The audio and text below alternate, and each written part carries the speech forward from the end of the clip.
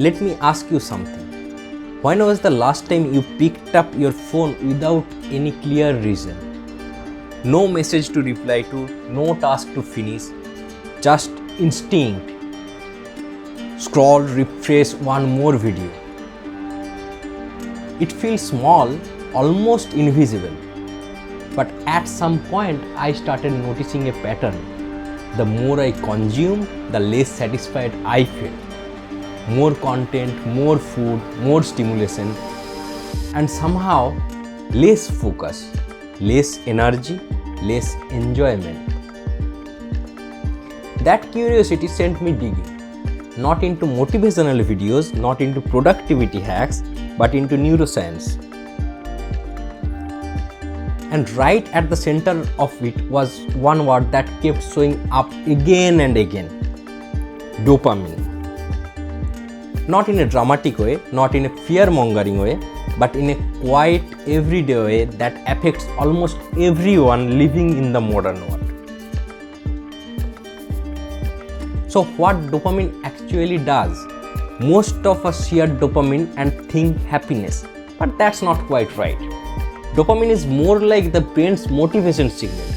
It's the chemical that says, go toward this. Neuroscience research shows dopamine spikes before a reward, not after it. It's about anticipation. That system evolved to help humans survive. Food meant energy, connection meant safety. But our brains have not changed much. The environment has. Studies using brain imaging have shown that social media scrolling activates the same reward pathways as gambling. Not because phones are evil, but because the brain responds to novelty and unpredictability. And research from major neuroscience journals shows that when dopamine is triggered too frequently, dopamine receptors slowly become less sensitive. Meaning, you need more stimulation just to feel okay, not happier, just okay. Here's the part that really changed how I saw things. Dopamine doesn't just spike, it drops.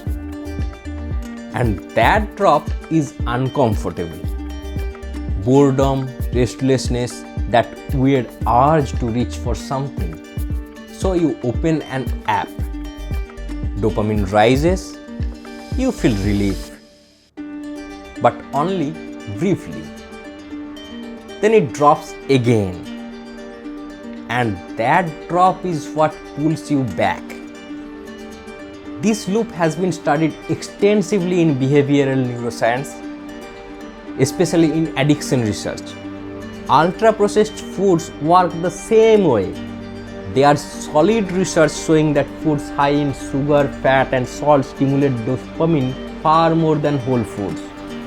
Not because of lack of discipline, but because they are designed that way. Over time, the brain's control center gets fatigued. Self-control feels harder, not because you changed, but because your brain adapted. So why this shows up as health problems? This isn't just about attention spans. It shows up in the body. Constant reward seeking often means overeating, especially at night. Large population studies have linked this pattern to rising insulin resistance and type 2 diabetes worldwide. Global health data shows diabetes rates have increased several times over in just a few decades. Sleep is another big one. Research from sleep science labs shows that screen exposure at night suppresses melatonin, the hormone responsible for deep restorative sleep. Poor sleep then increases dopamine-driven cravings the next day. So the cycle feeds itself. Mentally, the effects are just as real. Studies in psychology journals show that chronic overstimulation reduces baseline mood, regular life starts to feel dull. People describe it as burnout, anxiety, or emotional numbness. And children are growing up inside this system. Developmental neuroscience research suggests excessive stimulation can affect attention development and emotional regulation. This isn't opinion, it's documented biology. So here are some patterns we all recognize. For example, someone finishes a long workday exhausted. They scroll, they snack, they stay up later than planned. It feels relaxing in the moment, but over time energy drops, health declines. Or someone uses gaming, streaming, or constant content to escape stress. At first, it helps. Then motivation fades. Goals start to feel heavier. Behavioral surveys consistently show most people feel chronically distracted and mentally drained. These aren't extreme cases. They are common and importantly, they are reversible. So here are some myths. First, reducing dopamine stimulation doesn't remove joy. Research shows it actually restores sensitivity to real pleasure. Second, this isn't about willpower. Neurochemistry strongly influences behavior. And thirdly, you don't need to be addicted for this to matter. Modern environments are already enough to overload the system. But this is the hopeful part. The brain adapts both ways. Neuroplasticity studies show dopamine receptors can regain sensitivity when stimulation is reduced. Some research suggests even short breaks from high dopamine behaviors can significantly reduce cravings. Practices like walking, meditation, and even boredom help rebalance dopamine activity. The discomfort people feel at first isn't damage, it's recalibration. So here's a simple 7-day reset. This isn't about extremes, it's just about awareness.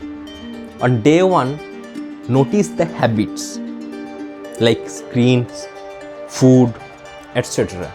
On day 2, reduce the recreational scrolling for one day, just one day. On day 3, simplify your food choices. Whole foods stabilize blood sugar, which research shows stabilizes dopamine signaling. On day 4, move your body. Even walking is enough. On day 5, get the morning sunlight. Circadian rhythm research shows this supports dopamine balance and sleep quality. On day 6, prioritize real human connection. Voice over text. Social bonding releases oxytocin, which helps counterbalance dopamine. On day 7, reflect. Write down 3 genuine positives. And optionally, a 14-hour overnight fast. Metabolic research suggests this supports both dopamine regulation and insulin sensitivity. This isn't about perfection, it's about patterns. Weekly resets work. Sleeps are normal.